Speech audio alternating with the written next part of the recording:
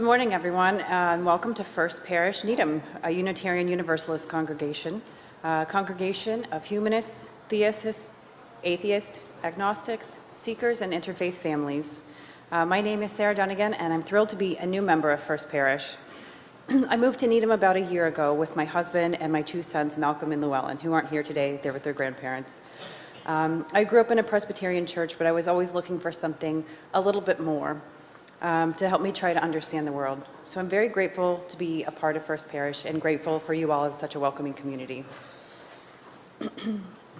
At First Parish, we pledge to live out our shared values and the inherent worth and dignity of every person, respecting the earth, co-creating a beloved community. Whoever you are, whoever you love, whatever your background or identity, whatever your age or stage, whether you walked in, rolled in, wherever you're participating from, you're welcome here. In addition to being a member of First Parish, I'm also a member of Needham for Palestine. And we want to invite you all to a film showing that's coming up next Sunday at 1 p.m. at the Congregationalist Church.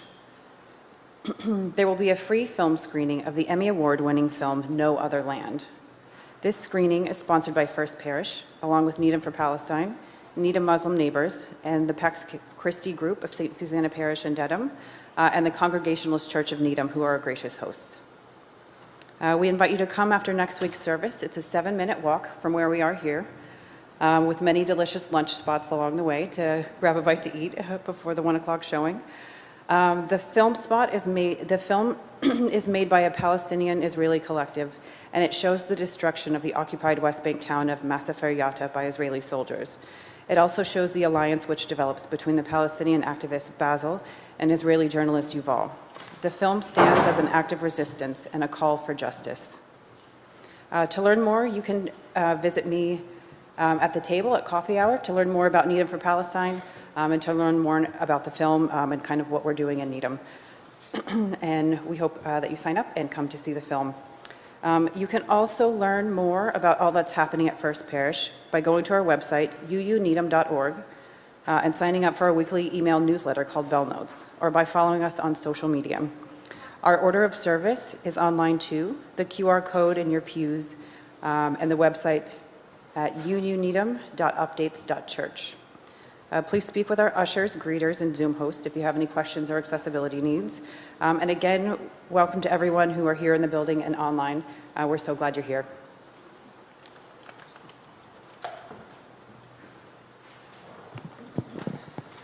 As we light our chalice, symbol of the Unitarian Universalist faith, and the second purple candle of our Advent wreath for the gift of peace in the Christmas season, we read words from genderqueer Euro-American UU minister, Reverend Elizabeth Barish Brown. Maker of the universe whose being is in all things, both in the day and the night, eternal, teach us to seek peace. Help us to find that which brings calm to our breath and compassion to our hearts, and shows the way toward a loving and peaceful world. Help us to light the way toward justice, to be a candle in the window, a star in the night sky, a way to find the path that leads us in the ways of peace. In the true belief, someday this world can become a beloved community that holds us all in care, we light these candles of peace. Our opening hymn, There Is More Love Somewhere, comes to our hymnal from the South African anti-apartheid movement. Your minister especially enjoys singing this song during the Advent season because the 4 gifts and candles of Advent are named in the verses: hope, peace, joy, and love. Please rise in body or in spirit and join in singing There Is More Love Somewhere. The lyrics are in your orders of service on screen and at number 95 in your gray hymnals.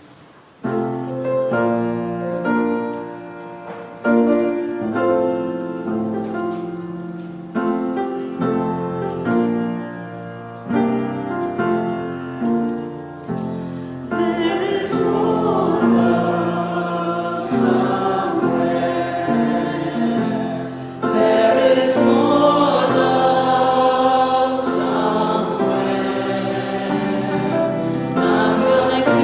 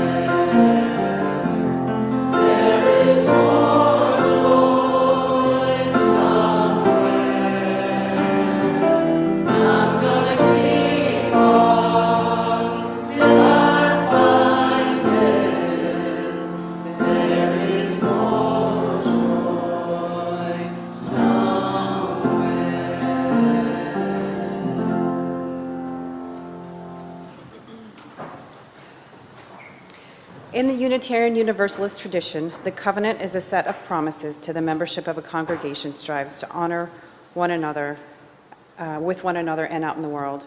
Whether we participate in our community online or in the building, we strive to live these promises every day. Please say along with me the words of our parish's covenant, as in your orders of service and on screen. We gather as a loving community to encourage and comfort one another. We gather as a diverse community to support each other in our search for spiritual truth. We gather as a community to live our beliefs through action and care for our world. This is the time during our worship service when we share the joys and sorrows that are very close to our hearts and to our lives. As you may have read in your bell notes this week, the worship committee is beginning a new experiment with how we do our candles ritual starting today, right now. Based on congregational feedback on first Sundays of the month, we will share joys and sorrows before our young people head to their religious exploration classes. And on those first Sundays, all are invited to come up here to the microphone to share what is on your heart, as John and I light a candle for you. You're also welcome to come up at any time to the candles table to fill out a candles card to place in our book of life. And as I begin and you start to come forward to line up, I'll start with our pre-submitted candles. A candle of sorrow. Oh, I see that that person's here, so I won't read that.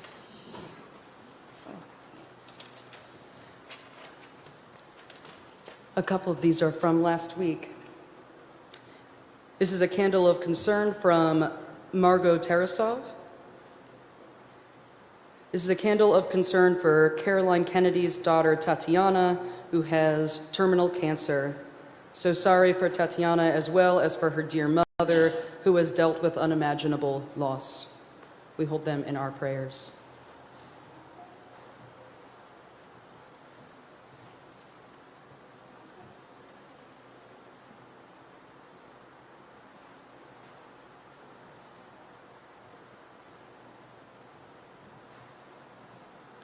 Hello, my name is John Thal. My pronouns are he and his.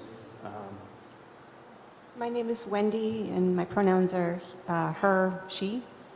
And we're lighting a candle of sorrow for Gail Lehman, whose son passed away yesterday morning, William, of terminal cancer. And we also light a candle, it's a candle of concern for Gail, that all of you try to give her all the support you can, and that she's able to cope with her loss and her grief. Thank you.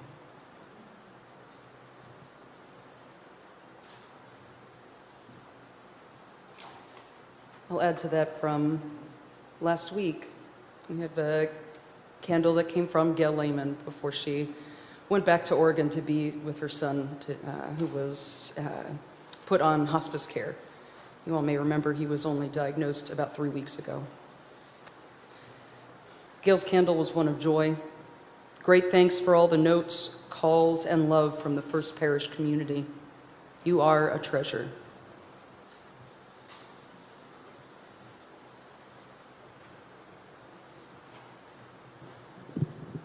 I'm Mary Ann McGowan, and I light this candle on behalf of the Community and Relationship Committee. We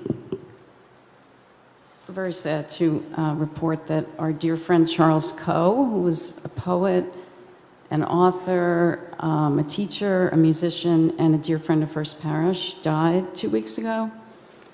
And we will miss him greatly, as will the whole poetry community in the Boston area and beyond. And I just wanted to let everybody know that tomorrow at our meeting, our Community and Relationship Committee meeting, we will have a brief remembrance of Charles, and if anybody would like to join us, please let me or Vicki know, and we'll make sure you get the Zoom link. Our meeting's at 2 o'clock. I know some of you know Charles from the workshops he's done here at First Parish over the years, so feel free to join us if you'd like.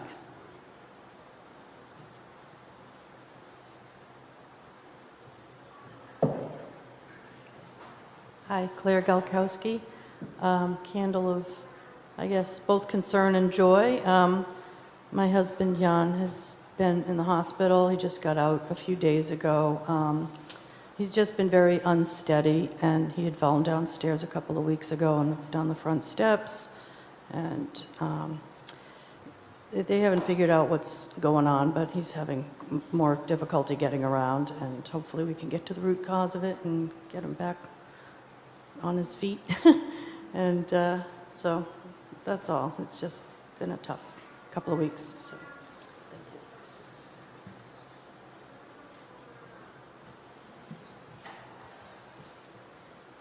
Hello, my name is Nora Hussey, she, her, hers.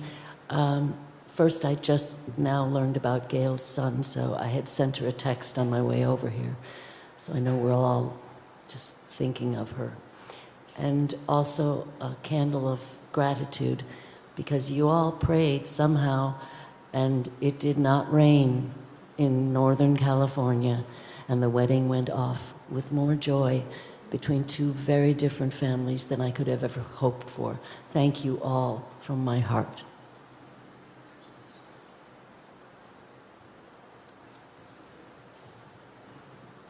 Good morning. My name is Andrea Goldberg. My pronouns are she, her. I am lighting a candle of remembrance from my father, who passed away 18 years ago today. Thank you.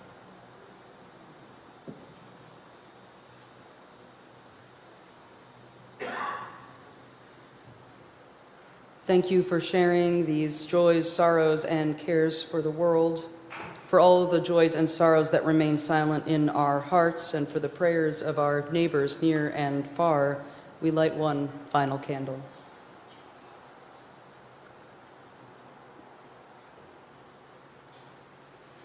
May the peace of this sanctuary be felt too wherever you are participating from, as we remember that though we are worshiping in different times and places, we are still deeply connected. I invite you now to please join me in the spirit of prayer and meditation as we let the words of His Holiness the Dalai Lama, spiritual leader of Tibetan Buddhism, sink into our minds, bodies, and spirits. This is from his fairly new children's book, Loving Kindness and Meditation.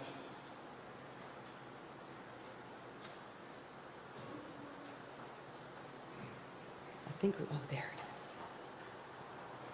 In case you'd like to look at some of the illustrations while we do this meditation. Sit down in a comfy seat. Place your hands comfortably on your legs or lap. Keep your eyes slightly open. Take 2 big breaths through your nose, feeling your belly expand. Let your body begin to relax. Think of someone you love very much. Send your love to your pet, your teddy bear, to your friends, to your family. Breathe in and breathe out. Wish them good health, happiness, peace, and joy. Try to visualize their face in your mind's eye. Imagine a warm light coming from your heart, carrying happiness to them. And now think about someone who might be unhappy or hurt. Imagine how they must be feeling. Notice how that makes you feel. Notice what it feels like to experience their pain. Breathe in and breathe out. And send love to all beings who are hurting. Wish them good health, happiness, peace, and joy. Place your hands on your heart. Breathe in, and as you breathe out, wish yourself good health, happiness, peace, and joy. Send love to all beings everywhere. From the birds to the fish, to all people and all creatures, the ones you can see and the ones you can't. May all beings everywhere be at peace. The Dalai Lama closes this book with one last note. I want to share with you a short prayer which gives me great inspiration and determination. I recite this prayer every morning as part of my meditation. You can also do the same. For as long as space endures, for as long as living beings remain, until then may I too abide to dispel the miseries of the world.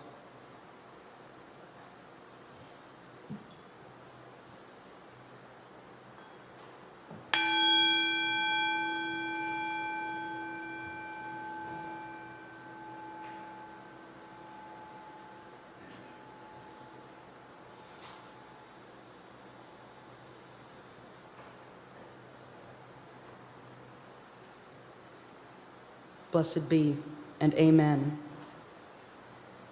As you gently exit this time of meditation and become more fully aware once again of your surroundings, I invite you to remain seated and join in singing our meditative response, verses 1 and 3 of Filled with Loving Kindness.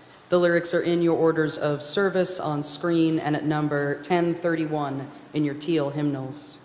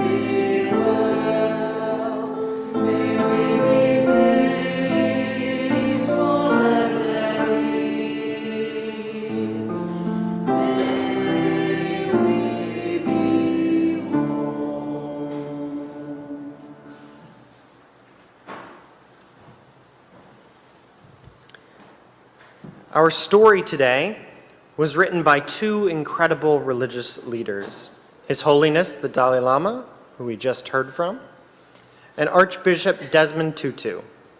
It's entitled The Little Book of Joy. It was illustrated by Rafael Lopez. One of us grew up in a little house. One of us grew up in a big house. Our houses were on opposite sides of the world. We were often sad and lonely. Both of us wished for a friend. Sometimes the other kids wouldn't let us play, or they were very far away. We wondered if we would always be sad and lonely. But when we sat still and breathed in the quiet, we noticed something beautiful. If you just focus on the thing that's making you sad, then sadness is all you see. But if you look around, you will see that joy is everywhere. Joy is the warm, tingly feeling of the sun tickling your toes in the morning. It's the giggly, squiggly feeling when you're doing something silly. It's the soft, snuggly feeling of being all wrapped up, cozy in your bed at night.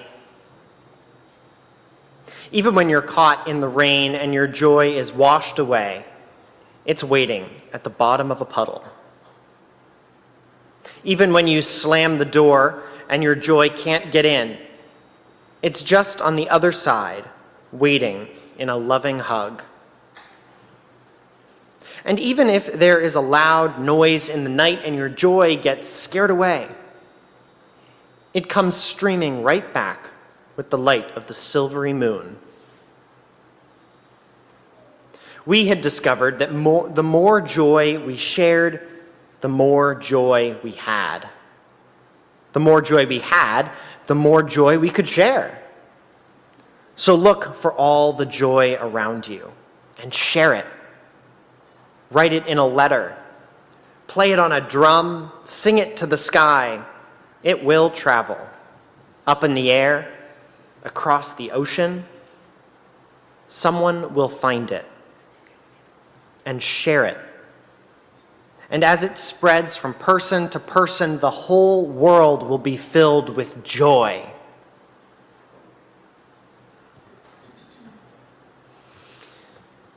And now, as our children follow me and their teachers to their religious exploration opportunities, please join in singing Go Now in Peace in your orders of service and on screen.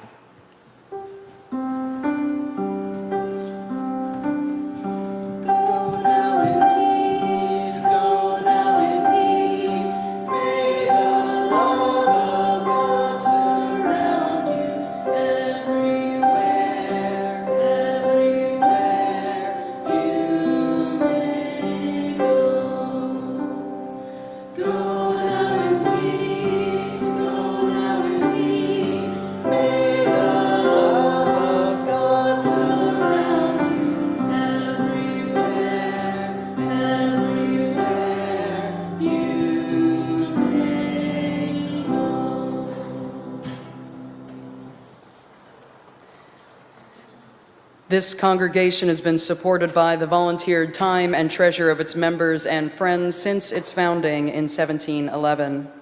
This is the time in our service when we, the modern stewards of the church, offer what we can to build and sustain the congregation and the world we envision. For the month of December, our collections are being split 50-50 with Pathways Family Shelter. For many years, Pathways Family Shelter has provided a communal living space with 14 private family rooms to help local families with children get through difficult times. First Parish is a longtime supporter of Pathways Family Shelter through our offering collection and our Mitten Tree Holiday Gifts program. Our senior youth group has volunteered to facilitate the Mitten Tree program this year, and you'll hear more this week by email about how to sign up to buy a gift for one of the 40 children currently being served by Pathways at their shelter and in their sustainability reemergence program. To donate to today's offering, you can use one of 3 different methods as described in detail in your orders of service. You can use our Text to Give program, donate through our website, or drop a check or cash into the collection plate, or mail a check to First Parish. Whichever way you donate, please remember to specify whether it's meant for the plate collection or for your annual pledge. And if this is one of your first visits to First Parish, we encourage you to fill out a yellow card in your pew back to drop in the collection plate or to fill out our online visitors form at uuneedham.updates.church. And many thanks this morning to Andrea Grealish for our beautiful flowers dedicated to all her loved ones, both those present and those who have passed. And thank you for everything you are able to give to help support and sustain this congregation and the vital work of our community partners. May the ushers please come forward.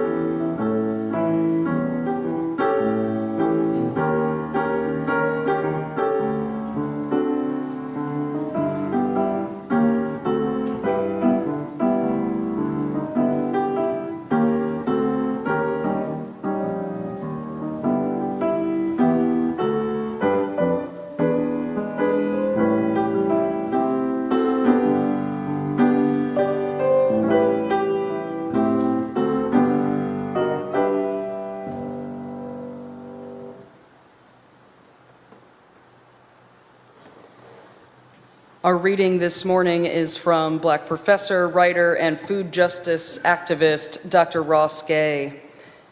This is a series of excerpts from when Gay was interviewed by Euro-American journalist Krista Tippett in 2019 on her podcast On Being about his then recent book, The Book of Delights. Gay said, "My question that I could see that's a life question is, what is this joy, or how joy? I think there's a conception of joy as meaning something easy. And to me, joy has nothing to do with ease. Joy has everything to do with the fact that we're all going to die. When I'm thinking about joy, I'm thinking about that at the same time as something wonderful is happening, some connection is being made in my life. We are also in the process of dying. That is every moment. That is every moment. Part of it is just the simple fact of the ephemerality of it. If you and I know we're each in the process, there is something that will happen between us. There's some kind of tenderness that might be possible. I've been thinking that joy is the moments, for me, the moments when my alienation from people goes away, it shrinks. If it were a visual thing, everything becomes luminous.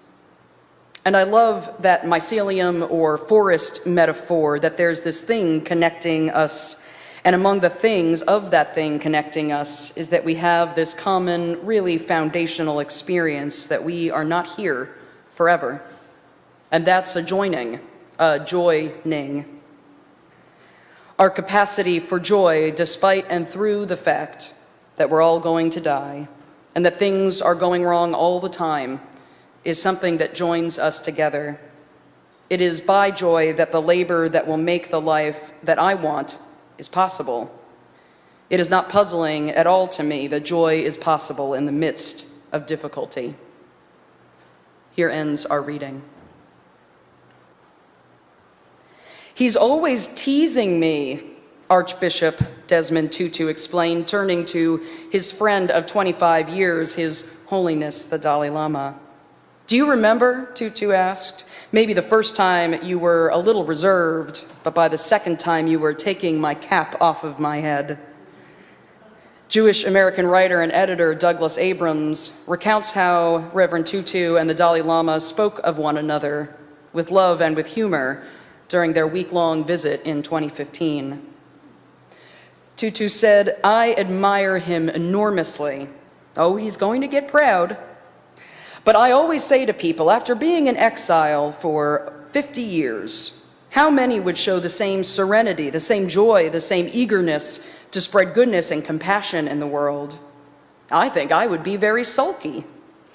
He is there for us as a beacon to tell us that you can, in fact, overcome some of the most horrendous circumstances and emerge on the other side not broken.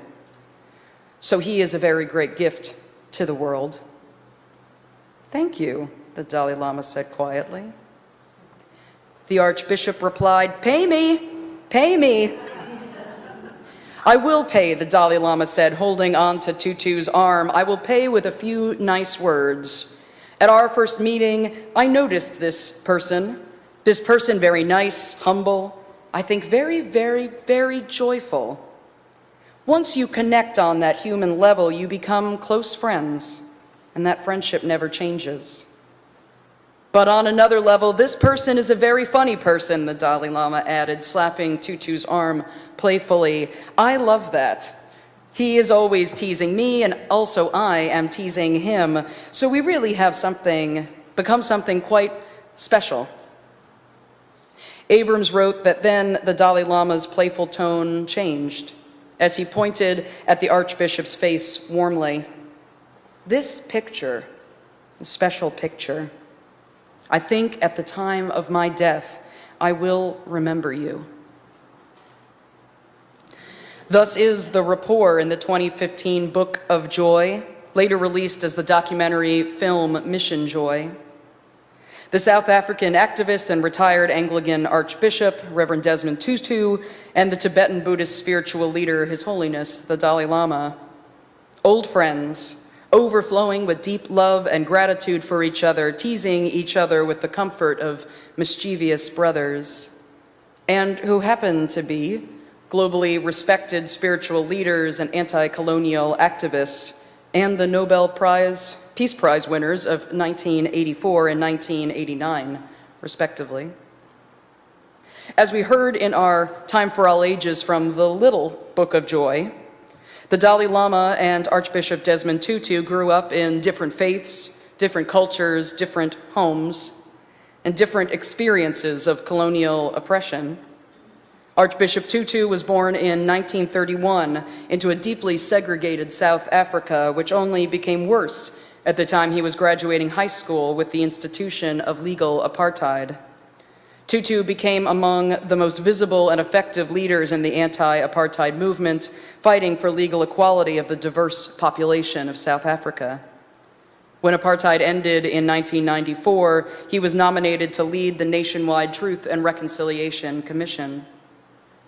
The Dalai Lama was identified as the reincarnated leader of the Tibetan people at age 2 in 1937. When he was 15, Tibet was annexed by China, and at 23, he escaped likely imprisonment or death by trekking over the Himalayas into India, where he still lives in exile. And yet, both have developed a deep gratitude for life itself, a recognition of impermanence, and practices that help them embody compassion and joy. The interviewer and writer for the Book of Joy, Douglas Abrams, summarizes the pair individually and together in this way. The Dalai Lama and the Archbishop are two of the great spiritual masters of our time.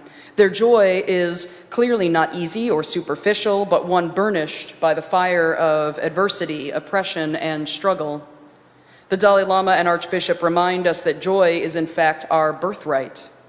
They offer us the reflection of real lives filled with pain and turmoil, in the midst of which they have been able to discover a level of peace, of courage, of joy that we can aspire to in our lives. Abrams wrote that their 2015 visit was meant to explore, for a global interfaith audience, how we can transform joy from an ephemeral state into an enduring trait, from a fleeting feeling into a lasting way of being. Here's what they said that most resonated with me, beginning with differentiating joy from happiness. Archbishop Tutu said, "Joy is much bigger than happiness. While happiness is often seen as being dependent on external circumstances, joy is not. The Dalai Lama agreed when something good is happening, people are happy. Good food, they are happy. When these things stop, then they feel bored, restless, and unhappy. Of course, this is nothing new. Even in the time of the Buddha, people would fall into the trap of thinking that sensory experience would bring them happiness. He continued, so when joy arises at the level of your mind and not just your senses, you can maintain a deep sense of satisfaction for a much longer period of time, even for 24 hours. So I always say to people, you have to pay more attention to the mental level of joy and happiness, not just physical pleasure, but satisfaction at the level of the mind. That is true joyfulness, a genuine sense of love and affection. And how does one reach such an authentic foundation of joy? Their interviewer, Abrams, had to ask, do you wake up with this joy, even before coffee? The Dalai Lama replied, if you develop a strong sense of concern for the well-being of all sentient beings, and in particular all human beings, this will make you happy in the morning, even before coffee. This is the value of compassion, of having compassionate feelings for others. Even you see 10 minutes or 30 minutes of meditating on compassion, on kindness for others, and you will see its effects all day. That's the way to maintain a calm and joyous mind. Everyone has had the experience of being in a good mood and some trouble comes and you feel okay. When your mood is really bad, even when your closest friend comes, you still feel unhappy. Did you feel that way when I came? The Archbishop asked. That's exactly why I came to the airport to receive you, the Dalai Lama replied, so I could feel more unhappy and make trouble for you. In our meditation this morning, we heard that the Dalai Lama begins each morning with the Shantideva Bodhisattva vow, even before coffee, for as long as space endures, for as long as living beings remain, until then may I too abide to dispel the miseries of the world. Unsurprisingly, the Archbishop began his mornings in prayer as well. He once wrote, if I do not spend a reasonable amount of time in meditation early in the morning, I feel a physical discomfort. It's worse than having forgotten to brush my teeth. People often ask about the source of my joy, and I can honestly say it comes from my spiritual life, and specifically from these times of stillness. They are an indispensable part of my day. Both of these spiritual leaders reserved time every single day for spiritual practice, specifically to strengthen their commitment to compassion. Each offered a different word from their religious and cultural backgrounds to explain this deeply joyful, loving kindness. Ubuntu and mudita. Archbishop Tutu said, ultimately our greatest joy is when we seek to do good for others. It's how we are made. We are wired to be caring and generous to one another. We shrivel when we are not able to interact. We depend on the other in order for us to be fully who we are. I didn't know I was going to come so soon to the concept that we have at home in Africa, the concept of Ubuntu. It says a person is a person through other persons. I could not speak as I am speaking without having learned it from other human beings. I could not walk as a human being. I could not think as a human being except through learning it from other human beings. I learned to be a human being from other human beings. We belong in this delicate network. The Buddhist concept of mudita, altruistic joy, also connects joy to compassion and community. The Dalai Lama said, firstly, we should recognize our shared humanity. It is simply common sense.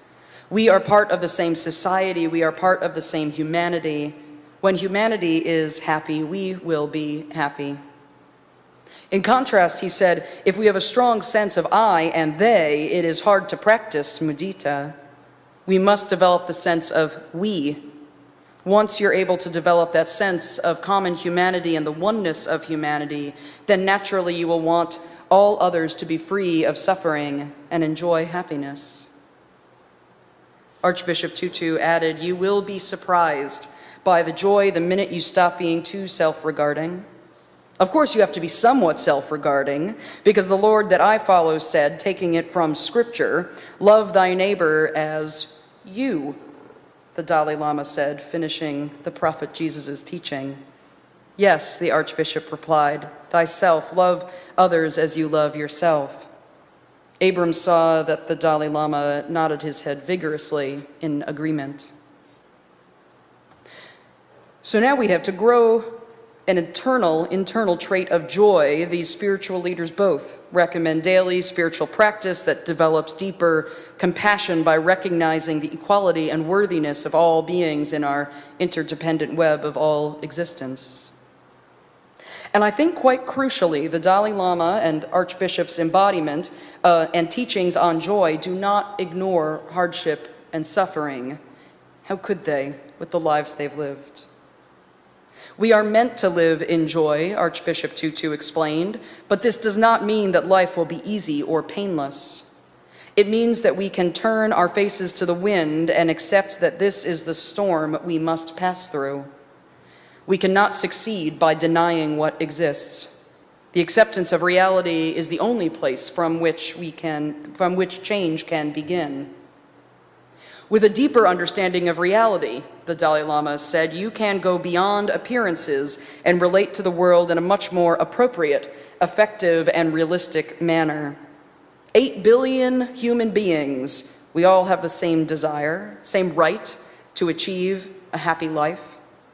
We must also address the bigger problems. When the larger systemic problems are addressed, then the smaller problems will also be solved quite easily.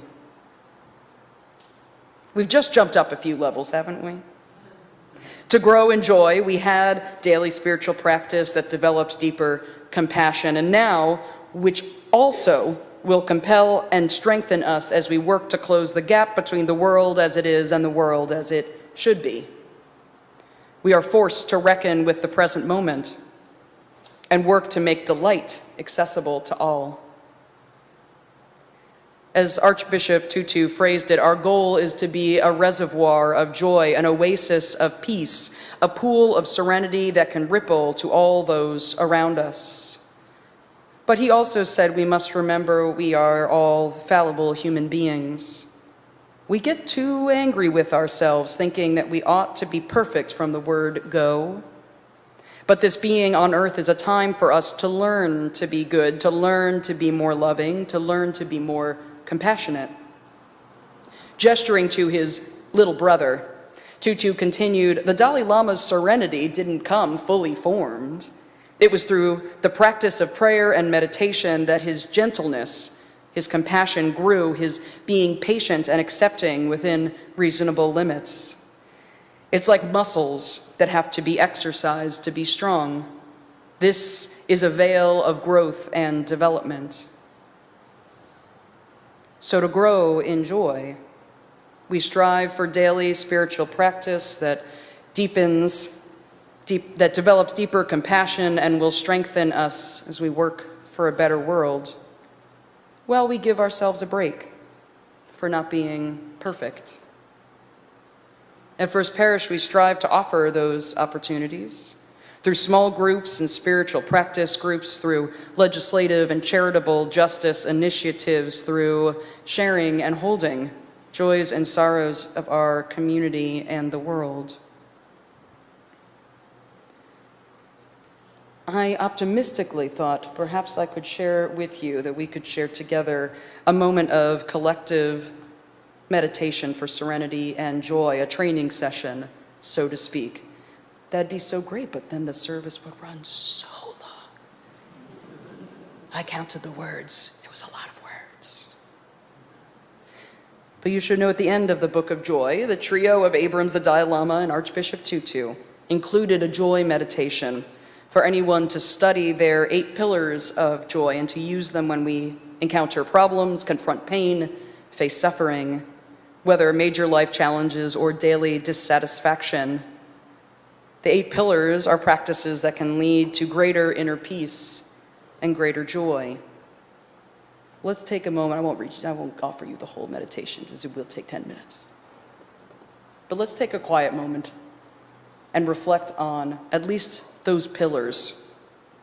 Perhaps like me, you'll find some of them don't feel like one that you want to be using. I don't like it.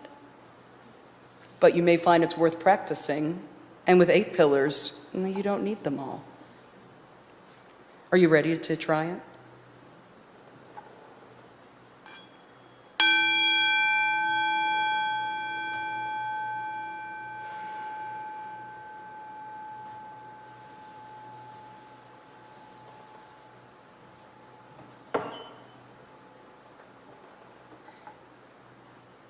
As in our time of meditation, we sit comfortably and place our hands comfortably on our legs, our lap, and we take several long breaths, breathing in through the nose, out through the mouth.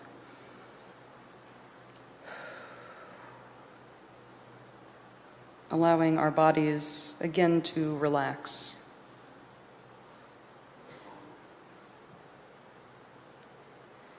These great spiritual leaders offer us these different methods to engage with a problem in our lives, to find joy even in deeply troubled times. You can bring a problem into your mind, one you're facing now, a challenge, and think whether any of these skills, these practices might help overcome or move through the difficult time. Like perspective, our interim minister, Reverend Katie Lee Crane, would call this the balcony view, seeing ourselves and our problem from a wider perspective, seeing it in the overall movie of our life, recognizing its impermanence.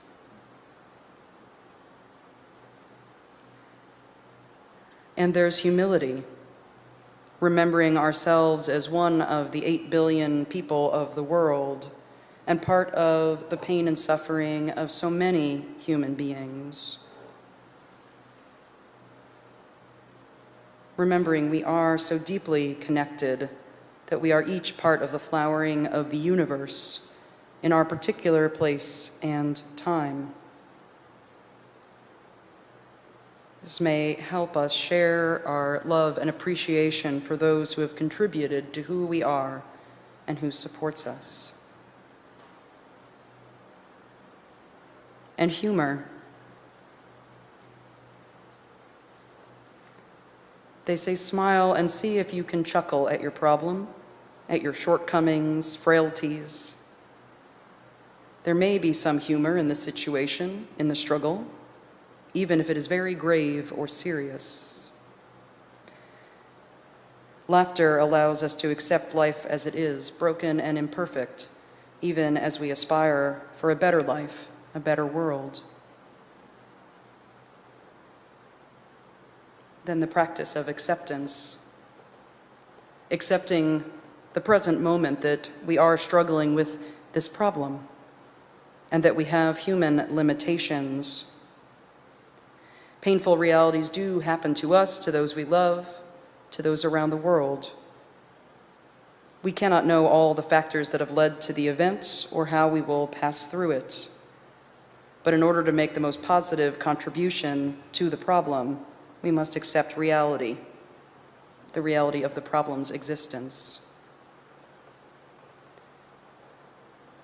Then forgiveness.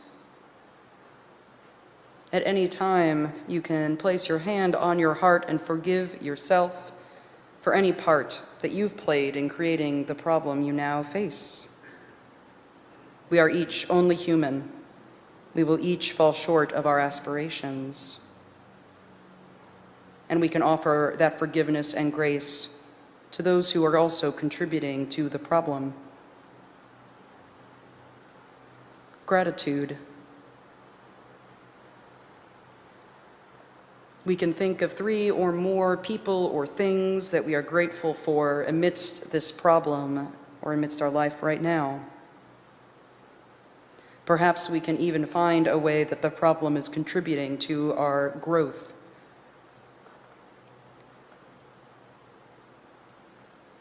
Then compassion.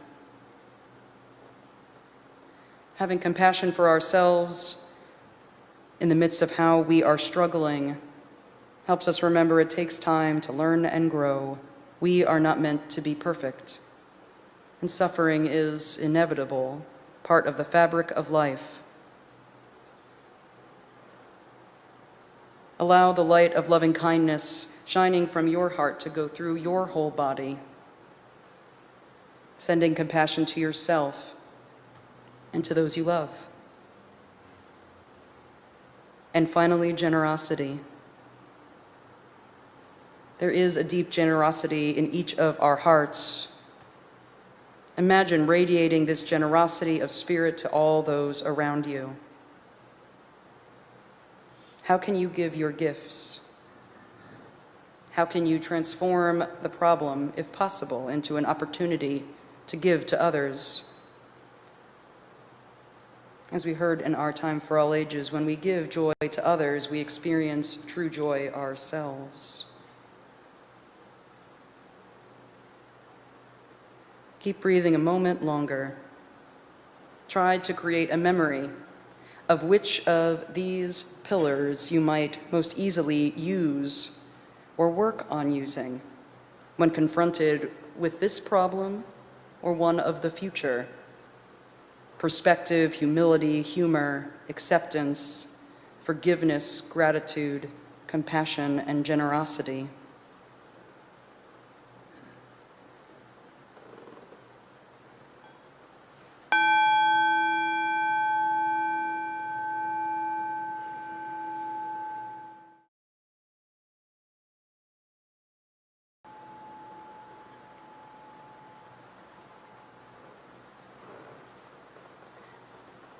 May we practice opening ourselves to joy and act as a reservoir of joy to all those we meet.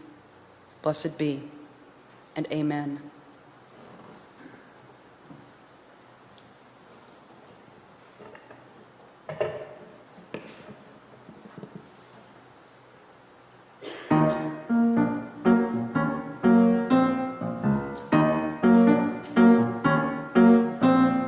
Everybody's got a thing, but some don't know how to handle it. You're always reaching out in vain, just taking the things not worth having.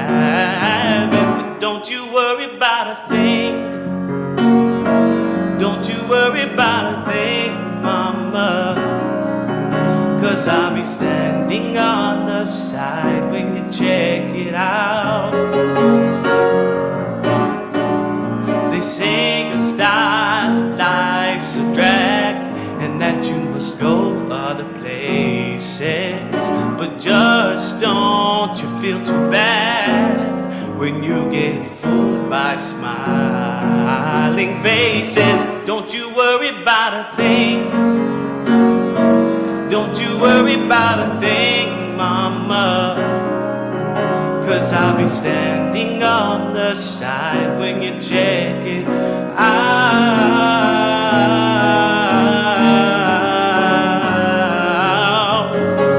When you get off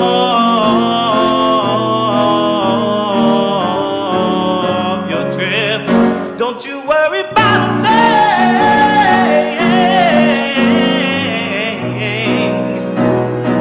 Don't you worry about a thing.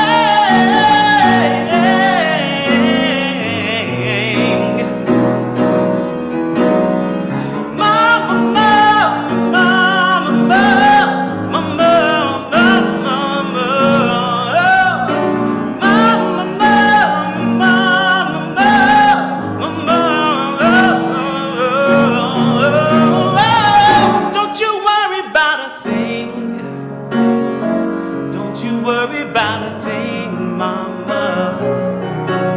'cause I'll be standing on the side when you check it out.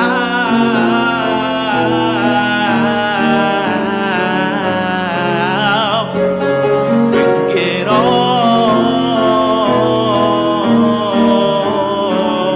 your trip. Hey, everybody needs a chance to check out the new. But you're the only one to see the changes you take yourself through. Don't you worry about a thing. Don't you worry about a thing, mama. 'Cause I'll be standing in the wings when you check it out. Don't you worry about a thing.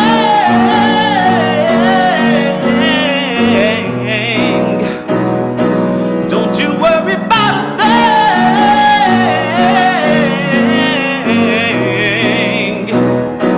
Don't you worry about a thing.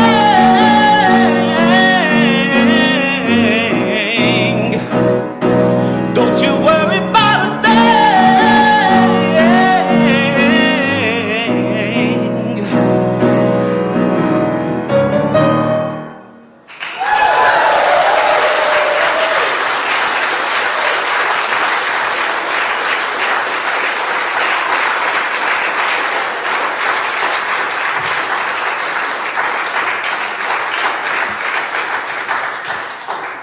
Many thanks to Chris for our beautiful music today. And I also want to thank members of our worship committee and friends who came yesterday to start getting our sanctuary ready in the Advent season. Thank you all so much.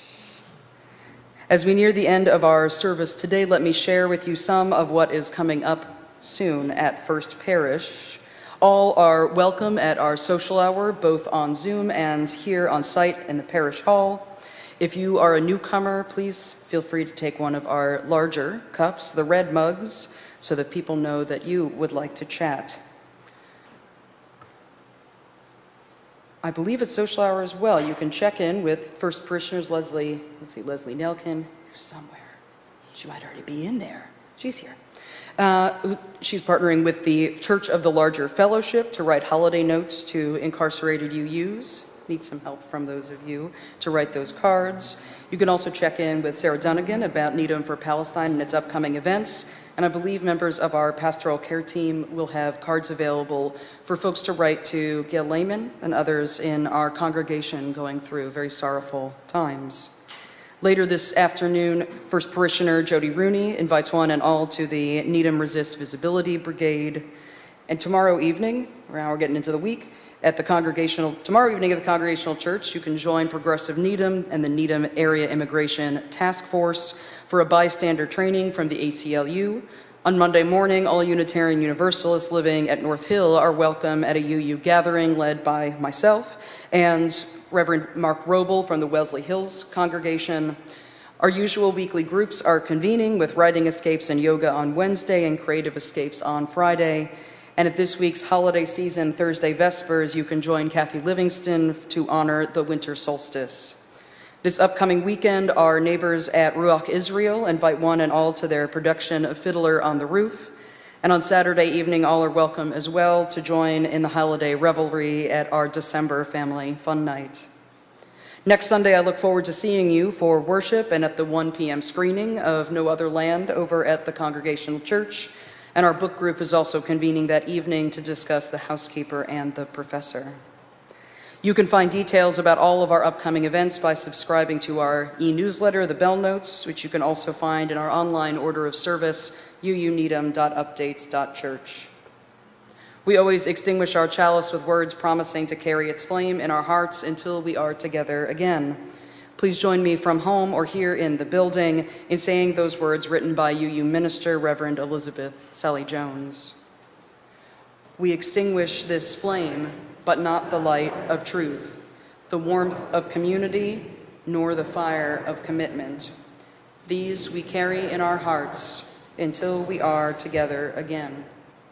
Our closing hymn, A Just Peace, comes from the new virtual hymnal, Sing Out Love. The composer, UU music director, and retired professor Tim Anderson said he wrote this hymn to counter the common misconception that true peace is merely the absence of direct violence. So this is going to be new for all of us. We're going to give it a try. Hooray! Please rise in body or in spirit and join in singing A Just Peace. You'll find the lyrics in your orders of service and on screen with music linked, I think, in the online order of service. We'll see, maybe not. Good luck.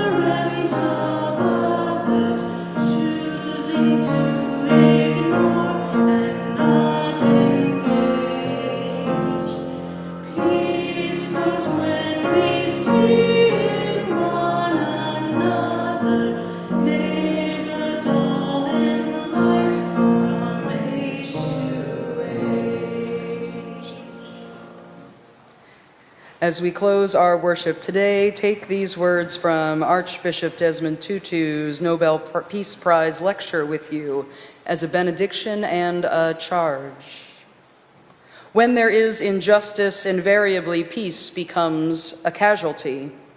God's shalom, peace, involves inevitably righteousness, justice, wholeness, fullness of life, participation in decision-making, goodness, laughter, joy, compassion, sharing, and reconciliation. Let us work to be peacemakers, those given a wonderful share in God's ministry of reconciliation. If we want peace, so we have been told, let us work for justice. Let us beat our swords into plowshares. God calls us to be fellow workers so that we can extend God's kingdom of shalom, of justice, of goodness, of compassion, of caring, of sharing, of laughter, of joy, and of reconciliation. May we work together so that all beings everywhere can have joy, peace, and community. Our service begins when our service ends. Blessed be, and amen.